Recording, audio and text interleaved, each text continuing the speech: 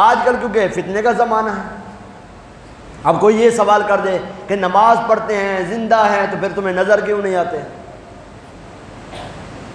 نماز پڑھتے ہیں، زندہ ہیں، تمہیں نظر کیوں نہیں آتے؟ تو ہم یہ سوال کریں گے کہ وہ لوگ کہ جو شہداء ہوئے، قرآن کی آیت ہے نا، وَلَا تَحْسَبَنَّ الَّذِينَ قُتِلُوا فِي سَبِيلِ اللَّهِ أَمْوَاتٌ بَلْ أَحْيَاءٌ عِندَ رَبِّهِمْ، بلکہ وہ کیا ہیں؟ زندہ ہیں۔ تو وہ جو زندہ ہیں ان کو تو قرآن کی نص آ گئی نا، زندہ ہیں، تو ان کو تم نے کتنوں کو جاتے ہوئے دیکھا ہے؟ فورکے سے نیپا چرنگی کی طرف جا رہے ہوں، کسی نے دیکھا؟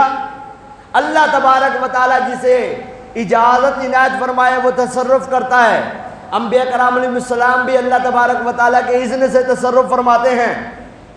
اللہ تبارک و تعالیٰ کے انبیاء کرام علیہ السلام جس طرف چاہتے ہیں تشریف لے جاتے ہیں۔ اللہ کی طرف سے ان